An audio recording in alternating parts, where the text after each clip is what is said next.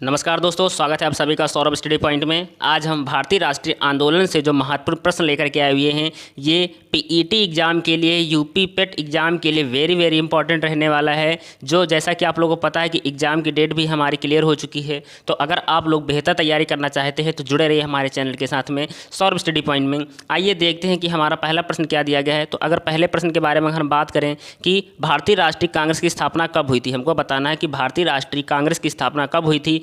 दोस्तों एग्जाम में, पीईटी के एग्जाम में इसमें से 2 से 3 प्रश्न आपको जरूर देखने को मिलेंगे।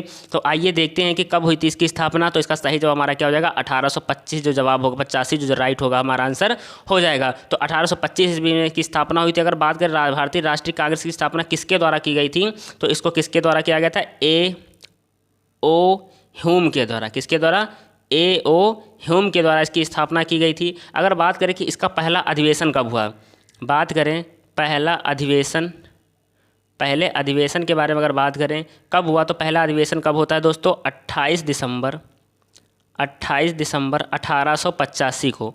कब हुआ, पहला जो अधिवेशन होता है वो कब होता है, 28 दिसंबर 1885 को हुआ। अगर बात करें कि भारतीय राष्ट्रीय कांग्रेस में कुल कितने प्रतिनिधियों ने भाग लिया दोस्तों, तो 72 प्रतिनिधियों ने, कितने, 72 प्रतिनिधियों ने क्या लिया, इसमें भाग लिया। प्रतिनिधियों ने क्या लिया दोस्तों, भाग लिया।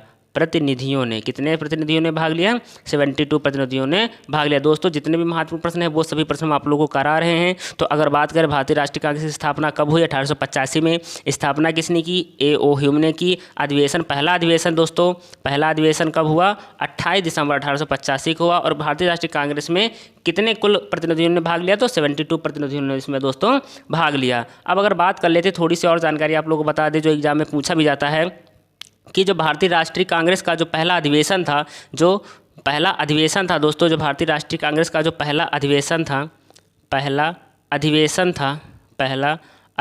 था दोस्तों, तो इसकी अध्यक्षता किसने की, इसकी अध्यक्षता किसने की थी, तो इसका सही जवाब क्या हो जाएगा, डब्ल्यू.सी. बनर्जी ने। किसने की, डब्ल्यू.सी. बनर्जी ने कि व्योमेश चंद्र बनर्जी दोस्तों इनका पूरा नाम है, जिन्होंने दोस्तों क्या की थी, पहले अधिवेशन की, जो पहला अधिवेशन हुआ था उसके अध्यक्ष कौन बने थे, डब्ल्यू.सी. बनर्जी बने थे। दोस्तों ये एग्जाम में दोस्तों पूछा जाता है, तो आप लोग इस तरह के प्रश्नों को बहुत अच्छे से तैयार करते हुए चलना है। आइए देखते हैं इसी के साथ में अगला प्रश्न हमारा क्या दिया गया है। अगले प्रश्न के बारे में अगर हम बात करें कि कांग्रेस का दूसरा अधिवेशन कहाँ हुआ था, जो भारतीय राष्ट्रीय कांग्रेस है इसका जो दूसरा अधिवेशन था दोस्तों, ये कब और कहाँ हुआ था हमको बताना है। तो बात करें कहाँ हुआ, तो इसका सही जवाब हो जाएगा कलकत्ता में। कहाँ हुआ था, कलकत्ता में हुआ था। तो इसका पहला जो जवाब होगा हमारा क्या हो जाएगा, राइट हो जाएगा। तो पहला ऑप्शन हमारा दोस्तों क्या रहने वाला है, सही रहने वाला। अगर बात करें कलकत्ता में दोस्तों कब हुआ था, तो आइए जानते हैं। भारतीय राष्ट्रीय कांग्रेस की जो स्थापना है दोस्तों, हमने आपको बताया 1885 में हुआ है। तो दोस्तों दूसरा अधिवेशन के बारे में अगर बात करें हम कि दूसरा अधिवेशन कब हुआ, तो दोस्तों ये कब होता है दोस्तों, अगर बात करें तो 1886 में। कब होता है, 1886 में होता है। तो दोस्तों कांग्रेस का दूसरा अधिवेशन 1886 में, और कहाँ हुआ, कोलकाता के अंदर होता है। बात करें दोस्तों इसकी अध्यक्षता किसने की, बात करें कि इसकी अध्यक्षता किसने की, तो दोस्तों कौन हो जाएगा, दादा भाई नौरोजी ने। किसने की, दादा भाई नौरोजी ने इसकी स्थापना की दोस्तों। इसके अध्यक्ष दोस्तों कौन थे, दादा भाई नौरोजी जी रहे हैं। दोस्तों इस तरह के जो प्रश्न है एग्जाम में आपको देखने को बार मिलेंगे। तो आइए देखते हैं इसी क्रम में अगला प्रश्न हमारा क्या दिया गया है। दोस्तों कम समय में हम आप लोगों को बेहतर क्वेश्चन कराएंगे और अच्छे क्वेश्चन कराएंगे। तो आइए देखते हैं अगला प्रश्न क्या है कि भारतीय राष्ट्रीय कांग्रेस तथा मुस्लिम लीग दोनों ने वर्ष 1916 में कहाँ अधिवेशन किया था, वर्ष 1916 में कहाँ अधिवेशन किया था। तो इसका सही जवाब हमारा क्या हो जाएगा दोस्तों, 1916 में कौन सा अधिवेशन हुआ था, लखनऊ में अधिवेशन हुआ था। कहाँ हुआ था दोस्तों, लखनऊ में हुआ था। तो इसका सही जवाब क्या हो जाएगा, लखनऊ हमारा जो जवाब होगा वो एकदम राइट हो जाएगा। अगर दोस्तों यहाँ पे एक वर्ड आए मुस्लिम लीग दोस्तों, तो दोस्तों भारतीय राष्ट्रीय कांग्रेस के जो सर्वप्रथम मुस्लिम अध्यक्ष थे वो कौन थे, जो मुस्लिम अध्यक्ष थे। अगर बात करें जो भारतीय राष्ट्रीय कांग्रेस के मुस्लिम अध्यक्ष थे वो कौन थे दोस्तों, तो इसका सही जवाब क्या हो जाएगा दोस्तों, बदरुद्दीन तैयब। कौन थे, तैयब जी थे, बदरुद्दीन तैयब। कौन से दोस्तों, बदरुद्दीन तैयब जी थे दोस्तों। एग्जाम में ये प्रश्न आपको देखने को मिलेगा, तो आप लोग अच्छे से इस प्रश्न को कर सकते हैं दोस्तों, ताकि आप एग्जाम में आपको कोई दिक्कत ना हो। तो दोस्तों कांग्रेस तथा मुस्लिम लीग के बीच लखनऊ समझौता कब होता है दोस्तों? तो 1916 में होता है। अगर बात करें, दो प्रश्न इसमें दोस्तों बनेंगे, कब होता है लखनऊ समझौता? तो 1916 में होता है। अगर बात करें भारतीय राष्ट्रीय कांग्रेस तथा मुस्लिम लीग दोनों ने वर्ष 1916 में अधिवेशन कहाँ किया? तो लखनऊ में हुआ दोस्तों। इस तरह के प्रश्न आपको देखने को एग्जाम में मिलेंगे दोस्तों। तो आइए देखते हैं, अगर बात करें कांग्रेस के लखनऊ अधिवेशन की अध्यक्षता किसने की? जो भारतीय राष्ट्रीय कांग्रेस के लखनऊ का जो अधिवेशन था, इसकी अध्यक्षता किसने की दोस्तों? अध्यक्षता किसने की दोस्तों? तो अगर अध्यक्षता के बारे में बात करें कि किसने की, तो अंबिकाचरण मजूमदार ने। किसने? अंबिकाचरण ने।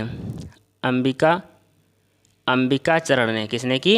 अंबिकाचरण ने इसकी दोस्तों क्या की? अध्यक्षता की। तो दोस्तों जो हमने ये अध्यक्ष तैयब जी थे, ये दोस्तों कौन से थे? तो ये सर्वप्रथम मुस्लिम अध्यक्ष थे भारतीय राष्ट्रीय कांग्रेस के। भारतीय राष्ट्रीय कांग्रेस मुस्लिम अध्यक्ष कौन थे? सर्वप्रथम जो पहले अध्यक्ष थे कौन थे? तैयब जी थे दोस्तों। आइए देखते हैं इसी क्रम में अगला प्रश्न हमारा क्या दिया गया है।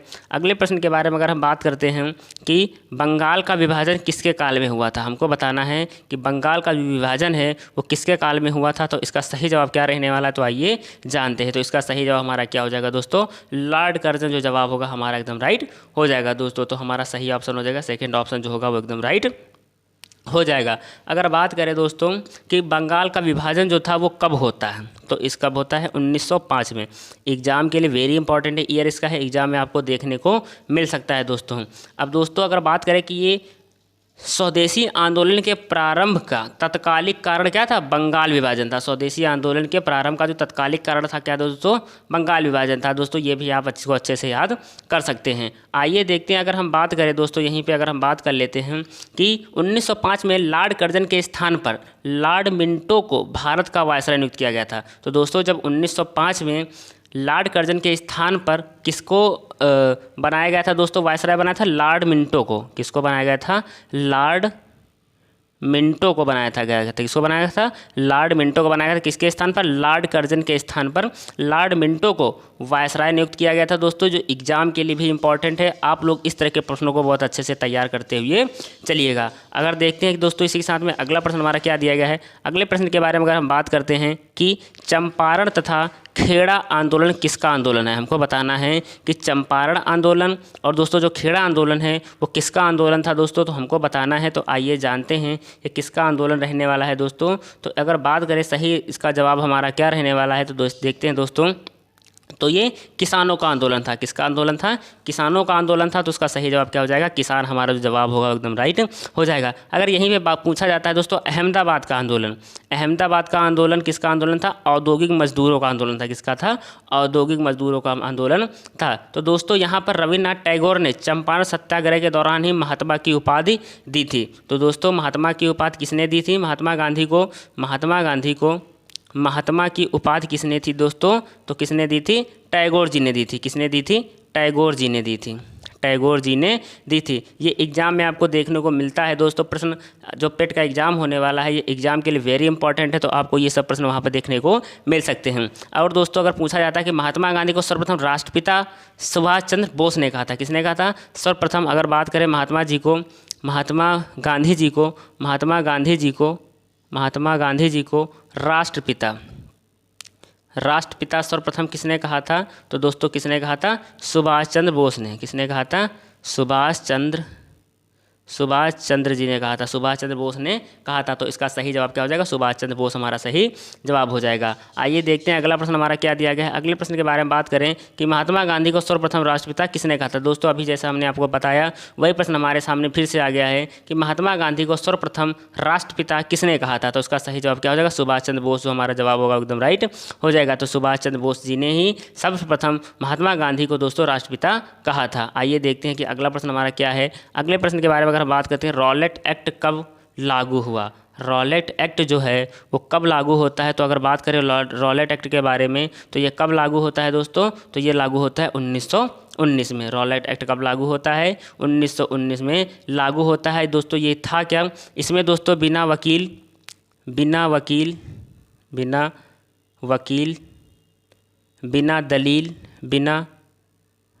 दलील और बिना अपील दोस्तों, बिना वकील, बिना अपील तथा बिना दलील। और दोस्तों क्या है? अपील। अपील दोस्तों, ये जो रॉलेट एक्ट था इसमें अंग्रेजी सरकार जिसको चाहे जब चाहे बिना मुकदमा चलाए जेल में बंद रख सकती थी, इसलिए इस कानून को बिना अपील, बिना वकील, बिना दलील का कानून कहा गया दोस्तों। तो रॉलेट एक्ट क्या था आप लोगों को अच्छे से समझ में आ गया होगा। आइए देखते हैं कि अगला प्रश्न हमारा क्या दिया गया है। अगले प्रश्न के बारे में अगर हम बात करते हैं कि जलियांवाला बाग नरसंहार कब हुआ। जलियांवाला बाग नरसंहार जो हत्याकांड हुआ था दोस्तों, ये कब हुआ? तो आइए इसके बारे में जानते हैं। तो इसका सही जवाब हमारा क्या हो जाएगा? 13 अप्रैल 1919 को जलियांवाला बाग हत्याकांड की समस्या दोस्तों, ये जो होता है जलियांवाला बाग हत्याकांड जो नरसंहार है कब होता है? 13 अप्रैल 1919 को होता है दोस्तों। इस घटना के बाद रविन्द्रनाथ टैगोर ने ब्रिटिश सरकार के द्वारा प्रदान की गई नाइट की उपाधि लौटा दी थी। तो नाइट की उपाधि, ये जब दोस्तों घटना हो जाती है तो नाइट की उपाधि जो थी दोस्तों किसने लौटा दी थी दोस्तों? तो इसका सही जवाब क्या हो जाएगा? टैगोर जी ने। किसने? टैगोर ने नाइट की उपाधि जो थी वो वापस कर दी थी। जो जलियांवाला बाग हत्याकांड हुआ था दोस्तों, उसके बाद इन्होंने नाइट की उपाधि वापस कर दी थी।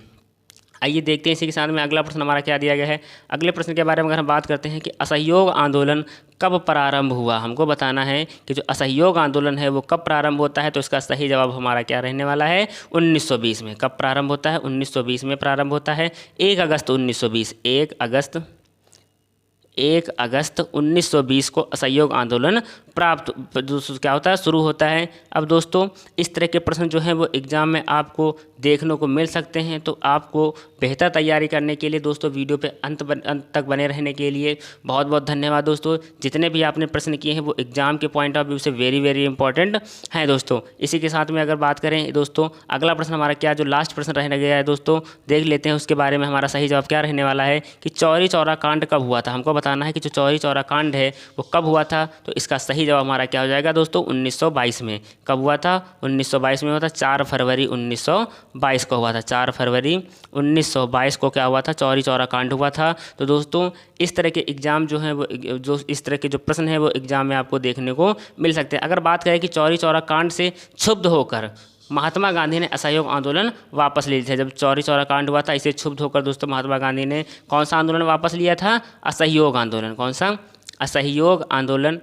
असहयोग आंदोलन क्या लिया था? वापस ले लिया था। असहयोग आंदोलन वापस ले लिया था। कैसा ले लिया था? वापस ले लिया था। जो एग्ज़ाम के लिए वेरी वेरी इंपॉर्टेंट प्रश्न है दोस्तों। इसी तरह के प्रश्न जो हैं वो एग्ज़ाम में आपको देखने को मिलेंगे। तो उम्मीद करते हैं कि आप लोगों को ये वीडियो बहुत अच्छा लगा होगा। तो दोस्तों अगर आप लोगों को ये वीडियो अच्छा लगा है तो लाइक, कमेंट, शेयर करना ना भूलें। और अगर आप हमारे चैनल पर अभी तक नए हैं तो हमारे चैनल को सब्सक्राइब कर लीजिएगा। धन्यवाद।